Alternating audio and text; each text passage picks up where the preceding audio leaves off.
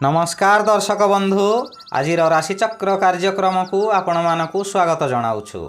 आसतु जानिबा आज राशिचक्र विषय। प्रथमे आसतु जानिबा राशिचक्र प्रथम राशि मेष राशि विषय। मेष राशि रे जन्मग्रहण करिथिबा व्यक्ति मानकर पंचम स्थान रे चंद्र गोचर करुछंती। अशुभ फल मिलिबो। आज हठात स्वास्थ्य रे हानि हेबो। कौनसी गोटाए काम करिबा समय निर्धारित होई सारिथिबो, किंतु आपणक शरीर असुस्थ हेबा कारणरू कथा देई कथा रखि पारिबे नाही। मनरे दुख जंत्रणा भोगिबे। मनरे दुख जंत्रणा बढ़ी जिबारु रोग माड़ी आसिबो। बहु कष्ट भोगिबे। एही समय रे केउठारु बड़ दुख खबर पाई बोझ उपरे ललिता बिड़ा सदृश्य हेबो। एबे आसंतु जानिबा राशिचक्रर द्वितीय राशि वृष राशि विषय। वृष राशि रे जन्मग्रहण करिथिबा व्यक्ति मानकर चतुर्थ चंद्र अन्य ग्रह द्वारा बाधा प्राप्त थिबारु आपणଙ୍କୁ अशुभ फल मिलिबो। आपण अर्थ पाई व्याकुलित होई चतुर्दिग को भ्रमण करिवे, किंतु कौनसी सुफल मिलिबो नाही। आपण जहाँ भी करंतु खाली अर्थ हानि हेबा छड़ा लाभ हेबार प्रश्न उठु नाही, जहाँ द्वारा आपण मानसिक चापर शिकार हेबे। आपणक मन मध्यरे आतंक सृष्टि हेबो। एबे आसंतु जानिबा राशिचक्रर तृतीय राशि मिथुन राशि विषय। मिथुन राशि रे जन्मग्रहण करिथिबा व्यक्ति मानकर तृतीय स्थान रे चंद्र गोचर करुथिबारु अति शुभ फल मिलिबो। आपणकर आज दिन रे बहु चेष्टा करी बारंबार विफल हेउथिबा कार्य हठात आपणक सपक्ष रे जीवो। बहु अर्थर मालिक आपण होई पारंती। पूर्वरु खराब थिबा स्वास्थ्य एही समय रे मनर बल वृद्धि पाइथिबारु स्वास्थ्य उत्तम रहिबो। बंधु बांधव आपणक प्रशंसा गान करिवे। उपरिस्थ ऑफिसर आपणक कार्य देखि पुरस्कृत करि पारंती। एबे आसंतु जानिबा राशिचक्रर चतुर्थ राशि कर्कट राशि विषय। कर्कट राशि रे जन्मग्रहण करिथिबा व्यक्ति मानकर घातचंद्र भोग हेउथिबारु रास्ता दुर्घटनार शिकार होई पारंती। रास्ता रे जीवा आसिबा समय रे सतर्कता रखंतु। आज प्रत्येक स्थान रे आपणकर सम्मान हानि हेबो। कलह सामान्य कथारु सृष्टि हेबो। परिवार रे अशांति देखा देबो।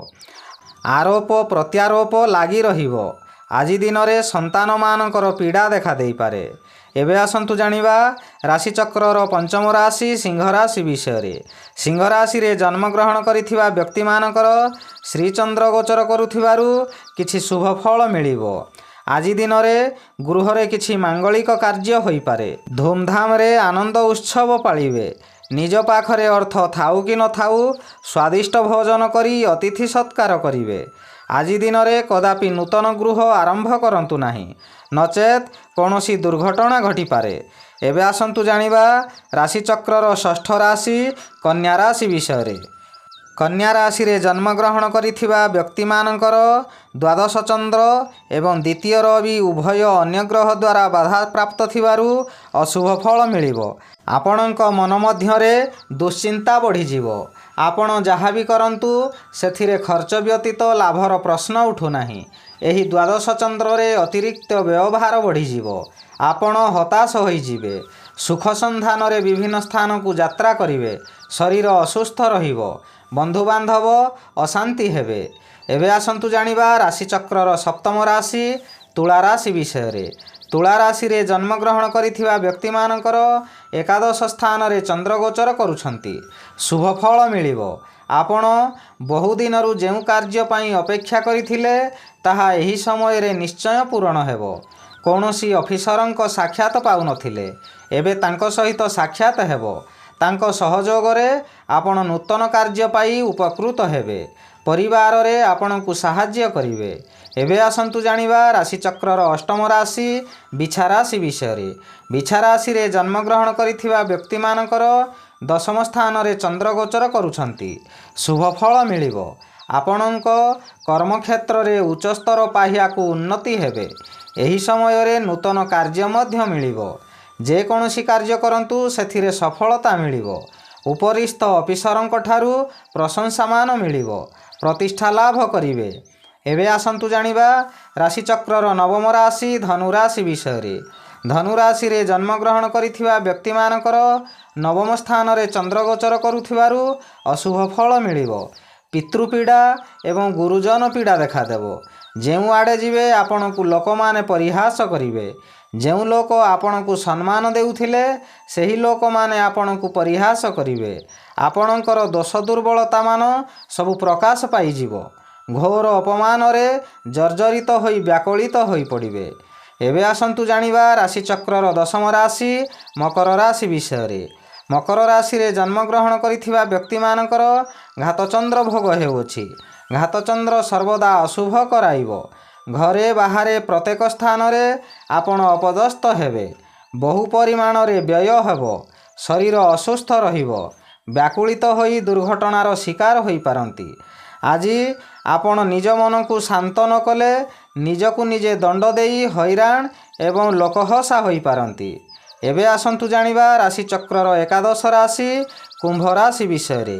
କୁମ୍ଭ ରାଶିରେ ଜନ୍ମଗ୍ରହଣ କରିଥିବା ବ୍ୟକ୍ତିମାନଙ୍କର ଘାତବାର ଅଶୁଭ ଏବଂ ସପ୍ତମ ଚନ୍ଦ୍ର ଅନ୍ୟ ଗ୍ରହ ଦ୍ୱାରା ବାଧା ପାଉଥିବାରୁ ଅଶୁଭ ଫଳ ମିଳିବ। ହଠାତ୍ କୌଣସି କାରଣରୁ ଆପଣଙ୍କର ଆୟ ବନ୍ଦ ହୋଇଯିବ।